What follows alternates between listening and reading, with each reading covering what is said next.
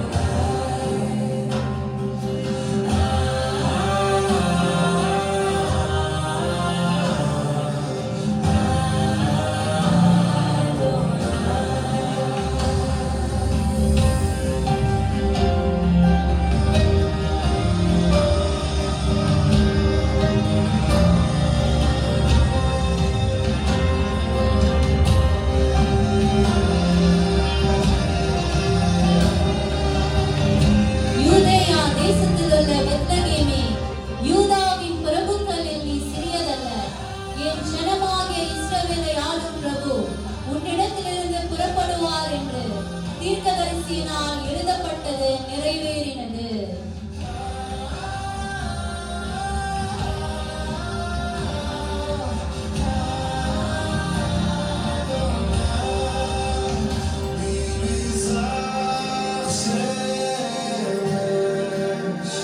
நமக்கு ஒரு பாலகன் பிறந்தார், நமக்கு ஒரு குமாரன் கொடுக்கப்பட்டார். கர்த்தத்துவம் அவர் தோளின் மேல் இருக்கும்.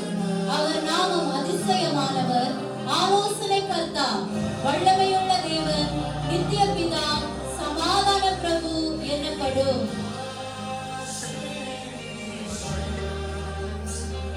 கர்த்தாவே, தேவரே, மகிமையையும் கனத்தையும் வல்லமையும் பெற்றுக் கொள்கிறதற்கு பாத்திரராயிருக்கிறேன்.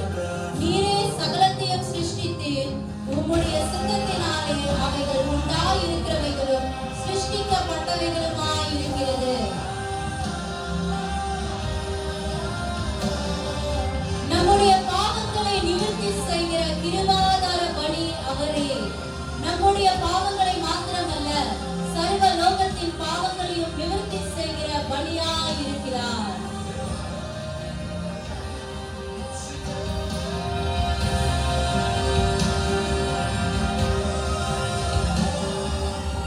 கிறிஸ்துமஸ் என்பது நமக்கு ஒரு கொண்டாட்டத்தின் நாளாய் இருக்கிறது.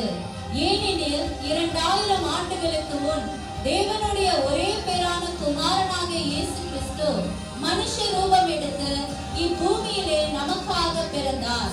சமாதான பிரபுவாக இவ்வுலகில் வந்து நம் பாவங்களில் இருந்து நம்மை தப்புவித்து நித்தியமான சந்தோஷத்தினால் நாம் நிறைந்து அவரோடு கூட நாம் வாழும்படி நம் பாவங்களையும் சாபங்களையும் பரிகரித்துக் கொள்ள நமக்காகவே பிறந்த கர்த்தராக இயேசு கிறிஸ்து இந்த மகிழ்ச்சி நாளுக்கு காரணராயிருக்கிறார்.